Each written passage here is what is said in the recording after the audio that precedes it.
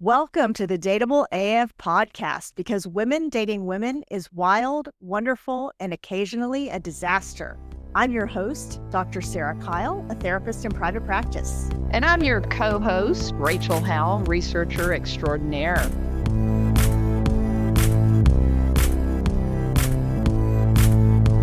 Hello, everyone, and welcome to Season 2, Episode 10 of the Dateable AF podcast. Today, our topic is, that is not a boundary, babe. It's emotional micromanagement. Let's fix it. We are talking about how people set boundaries and what they think is a boundary, but it ain't a boundary. You know, I was thinking about this topic, and I do believe that maybe I've been doing this wrong for a while. Do tell, what have you been doing wrong? Well, I've set some boundaries, all right, but I'm learning from this. I'm going to learn from this discussion because sometimes I think maybe I have set some boundaries that were not appropriate boundaries to be setting, or I am putting the boundary on somebody else instead of myself. Yes, that is so common. And I would say this is one of the things that comes up most often in couples therapy. People think that setting a boundary is about changing someone else's behavior and telling them how they can and cannot behave. And what I would say is, if that's what you're doing, you're confusing setting a boundary with trying to control someone else. So today, we're going to talk about how to make boundaries about your actions and not someone else's compliance. Well, I can give an example of that. So right before we came on, I don't know, those of you that are steady listeners remember when I was eating the Twizzlers in front of Sarah, and she felt that was a violation. How could I forget? That was just so recent. It still hurts for me to hear you bring it up. Yeah. So right before the show started, I jammed down a Twizzler out of respect to only pop on the screen to find her stuffing a Reese's peanut butter cup in her grill. And she knows I love Reese's peanut butter cups. So the boundary I wanted to set was, okay, Miss Rude, don't do that anymore. Yeah. And the boundary. No, but the boundary I'm going to set now is, the next time that you come on eating your Halloween candy early in front of me, especially the chocolate candy, I'm walking off this podcast. Okay, I'll be here by myself next week, folks. I want to give a special shout out to our friend, Monique, who once did not date someone because she ate too much candy. Oh, so. Was that cotton candy? So, Monique, you know who you are. Yes, you do. Ever date me, because I'm about halfway through a bag of Halloween candy right now. So obviously, Sarah's wife completely is in violation of the buy Halloween candy early and it be the kind that you like to eat. So now she bought like a 5-pound bag of all the good chocolate. It's got Reese's, Snickers, peanut M&Ms. It's got all the things. That's boundary violations all over the place. I'm going to have to set a boundary for myself on that one. Oh, my goodness. All right. Well, let's talk about what a boundary actually is. So a boundary is a clear statement of what you will do in response to someone else's behavior. A boundary is not telling someone else what they have to do. So I'm going to give you an example of this. People think that a boundary would be saying, you can't talk to me like that if somebody's being rude to them. That is not a boundary. That is trying to control someone else's behavior. But what you could say is, if you talk to me like that, I'm going to go in the other room. Or if you talk to me like that, I'm going to hang up the phone.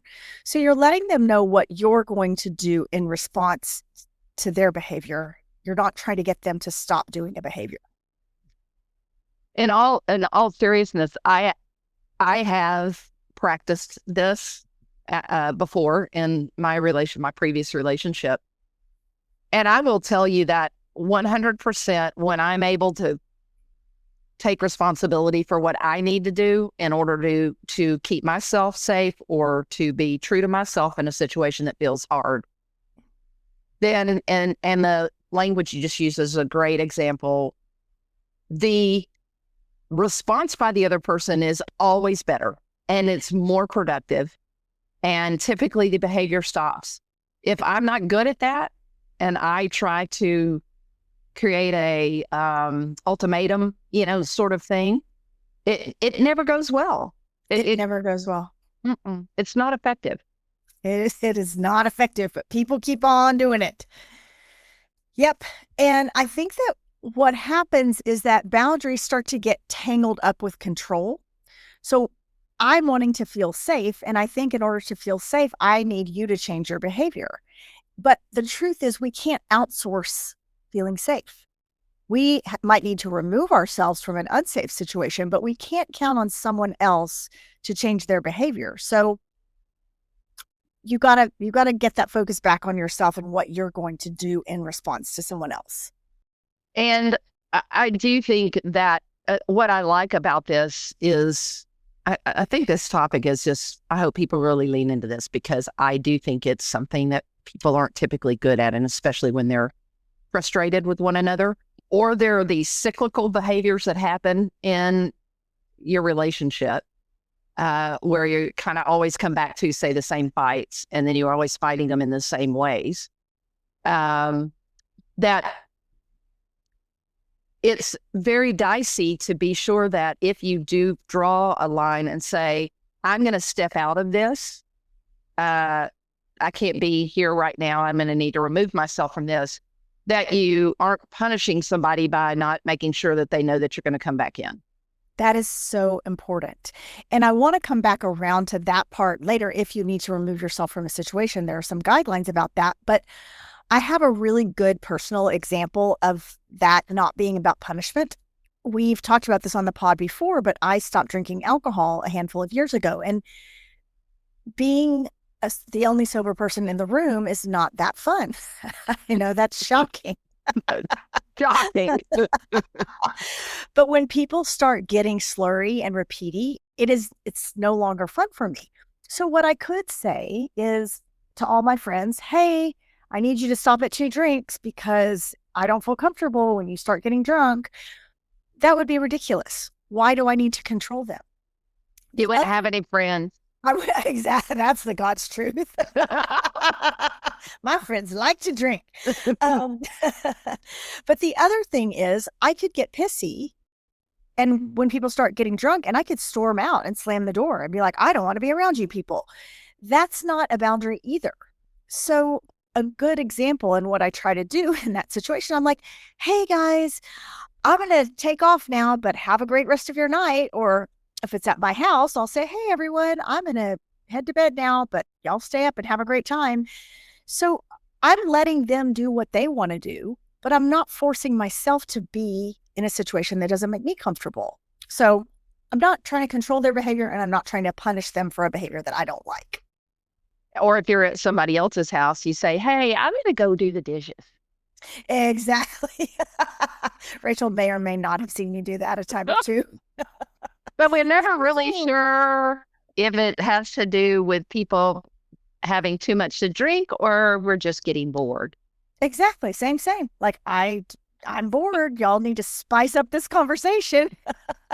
But no, I don't get to say that. I get to say, I'm bored. I'm going to go do the dishes.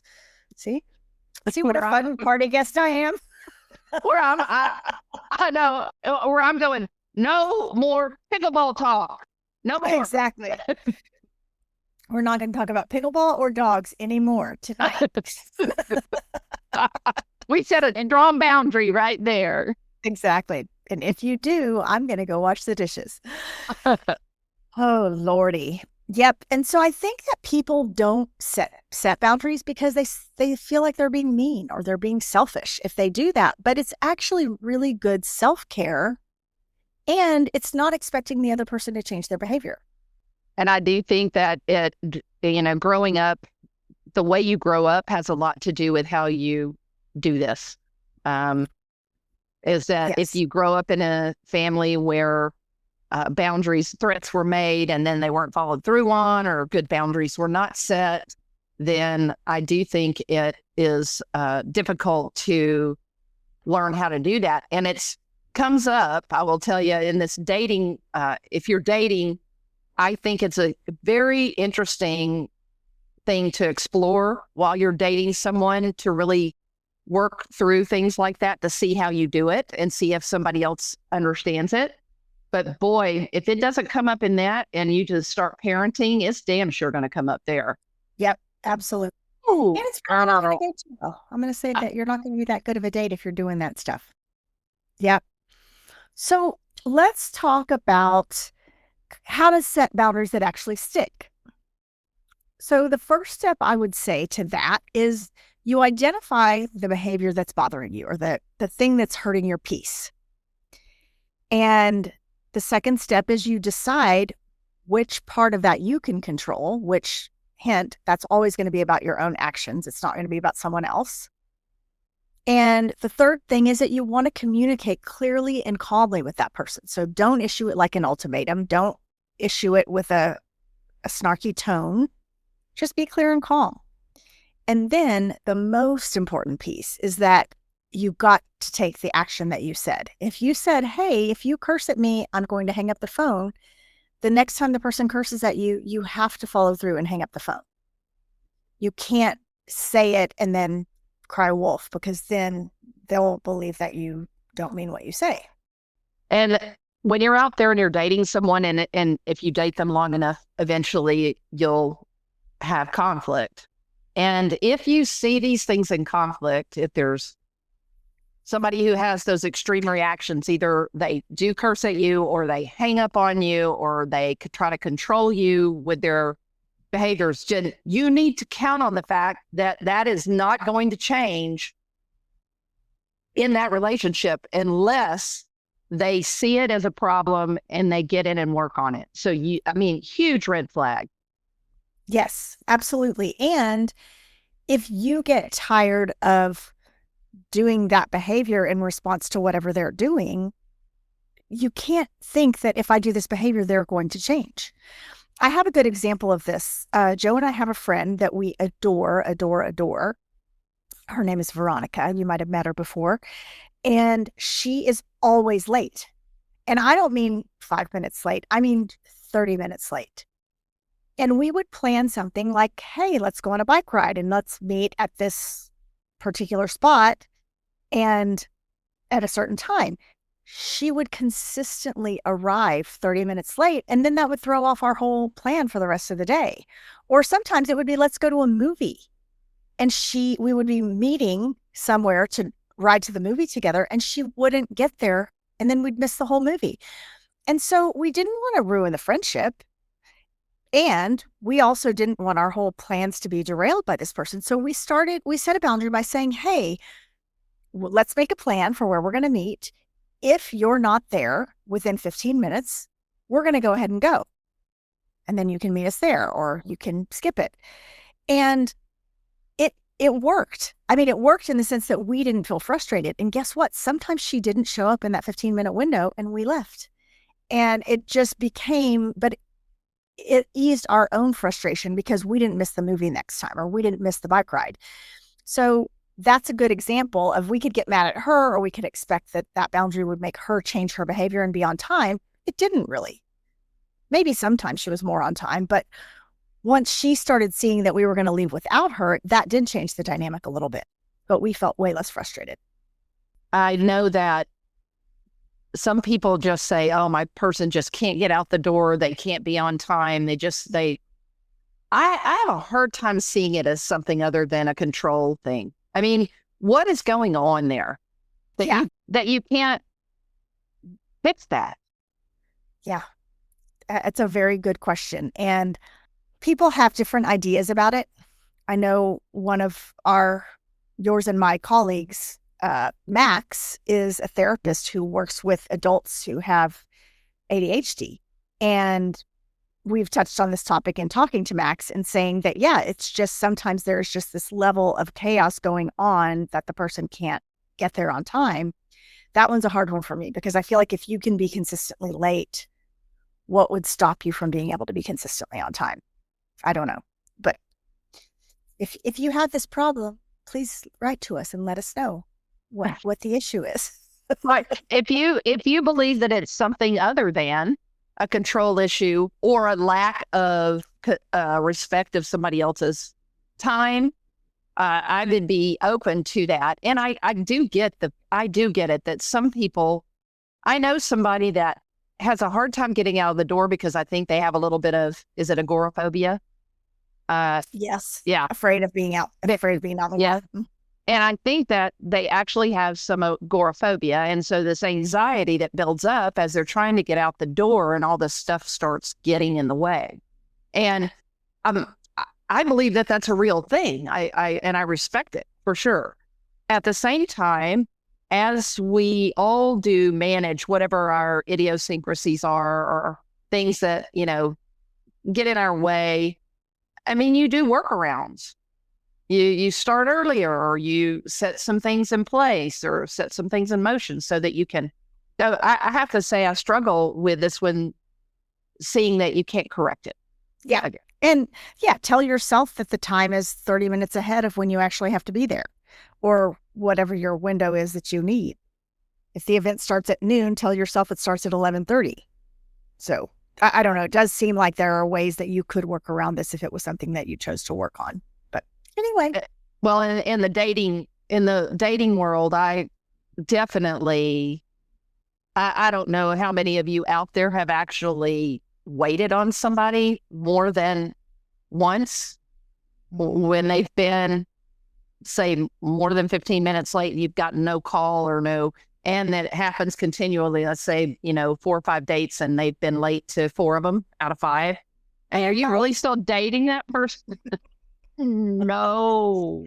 Bye. Nope. No. That. And of course, everyone's going to run late sometimes. Everyone's going to run into a traffic snag that they weren't anticipating. And we have told you this before, but listen to us again. You let the person know that you're running late, and you let them know when you're going to be there. And you make sure it doesn't happen again the next time. You only get one pass on this.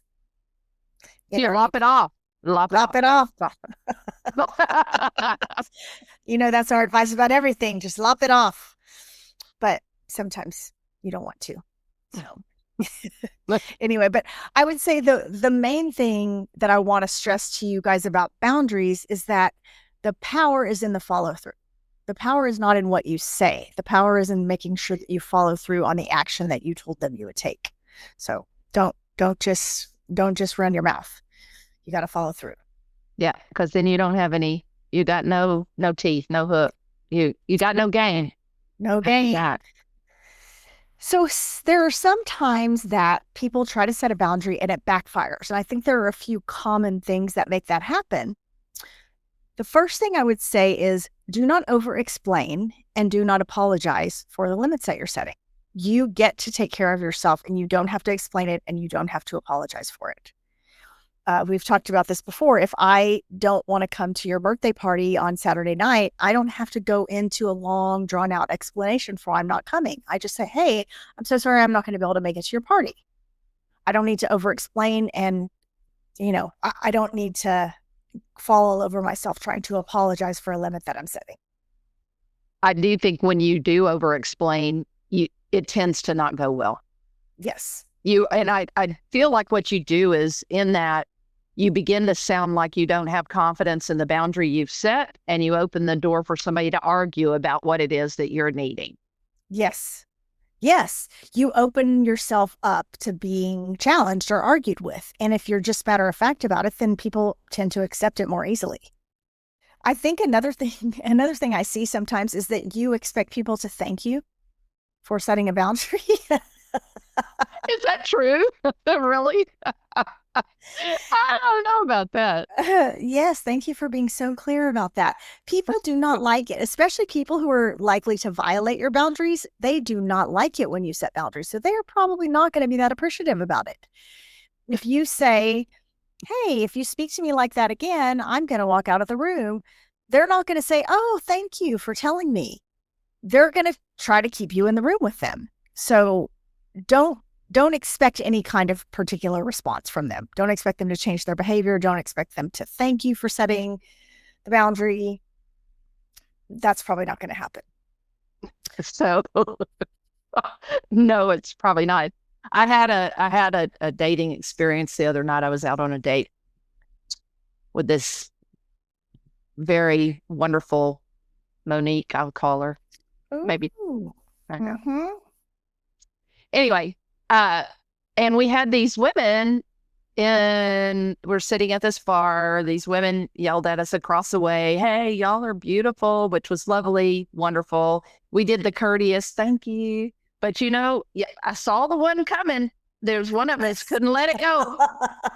She had to come over and visit with us. And Yes, she did. yes. And it was a great opportunity for the two of us on this date to figure out how we manage that sort of thing. How did you And manage it?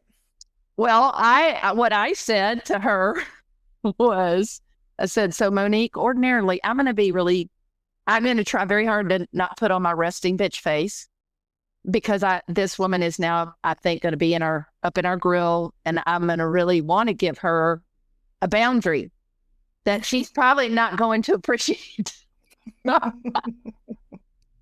But I said, but I'm going to be really nice and not do that. At one point, I did look over at Monique and go, I go to the restroom, and I'm Mm-hmm. That's a good one. If you keep standing here talking to us, I'm going to have to get up and go to the restroom. But it is interesting because when you started to tell that story, you said, I started to set a boundary. A boundary, this doesn't mean that you can't make a request of someone. So you could say, hey, we're enjoying our date. We'd like to spend the rest of our evening alone. You can make that request, but if she doesn't comply, then you have to figure out what you'll do in response to it. It was, for me, it was a really good opportunity for the two of us, the two that were on the date, without our throuple that was there, to watch. And then just really, I felt like it was fun for us to own what we were experiencing in that moment. Yeah. Like me owning that, ordinarily that sometimes can make me want to send a signal to somebody that you have overstayed your welcome. Mm-hmm. Whereas Monique was sort of really, I think, much more embracing of the activity and getting more joy out of it. Mm-hmm.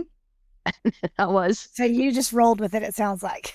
I did it. I rolled with it, and eventually, it took longer than it should have, but eventually our third wheel over there finally. She's a new best friend of ours now too. So Perfect. Did she friend you on Facebook? Oh, absolutely. She's probably following the podcast now. Great. I hope so. You know who you are. You overstayed your welcome. It was very sweet, but it was sort of like, okay. Oh. So this is actually the thing that you just described could be an example of something else I wanted to talk about, which is mistaking silence for setting a boundary. Mm-hmm. So if I don't engage with this woman, then she's going to realize that I don't want her to be standing here. And I think that can be a mistake. We think people can read our minds, or we think that if we're not speaking up, that they understand what we're trying to say. And I believe that boundaries require direct communication. You have to really talk about it rather than just assuming that they know. You do. And I do know some people that can put on a good resting bitch face and that. Yes, our RBF is a signal for sure. It might not be the same as a boundary, but it does send a signal.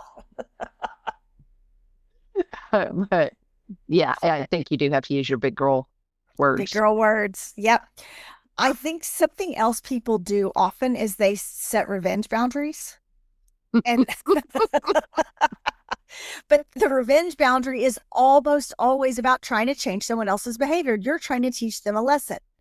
So For example, you didn't let me in your lane in traffic. So then when you want to get over, I'm not going to let you in my lane.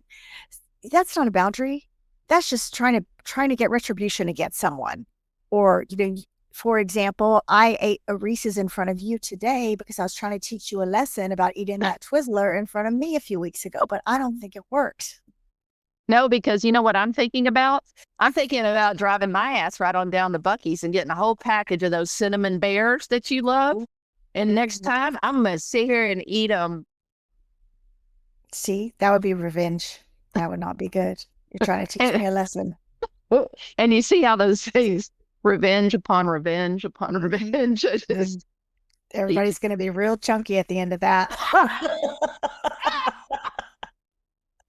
Yeah, I did have a moment of fear when you said, I'm going to march myself. I thought you were going to say you were going to march yourself over to my house and try to eat some of my Halloween candy, which did scare me a little bit. I'm actually, after this, I'm going to text Joe and tell her to grab a handful of that candy from me. I'm going to tape it up so nobody can get in there. Because that 5-cent bag isn't enough. That's right. It might not be enough. We got a long time till Halloween. So we've already touched base about some of this, but I want to talk specifically about setting boundaries in dating and setting boundaries in relationships. Boundaries are not about rigidity. They're just about showing self-respect and showing clarity. So that doesn't mean that you can't still be flexible, but it means when it comes right down to it and something's really bothering you, you have to take action to take care of yourself. And I do think that you don't want to mix setting a boundary with losing flexibility, to your point. Is that part of dating and just part of developing good relationships is being flexible. And I see that being flexible is a quality. And so boundaries to me, like you said, you need to save those for when they're really needed. Like it's important for you to stay healthy in a relationship, but setting a boundary of I'm never going to go eat, Indian food. Is it necessary, really? I agree with you 100% about that. Oh, that one could blow back on me. Uh-oh. Yeah, I'm going to make sure Jeff is listening to this podcast. Well, I was actually thinking of my mother, but now that you mention it, yes, but my mother just puts her foot down, and my stepfather loves Indian food, loves it, and she just won't. She won't do it.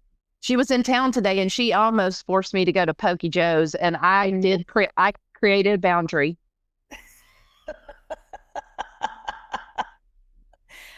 I love you, and I'm not willing to go to Pokey Joe's.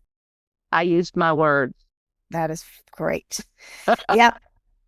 I said, you got the guy up there. He's trying to get everybody to eat healthy, and you're going to Pokey Joe's. I don't think he would support that.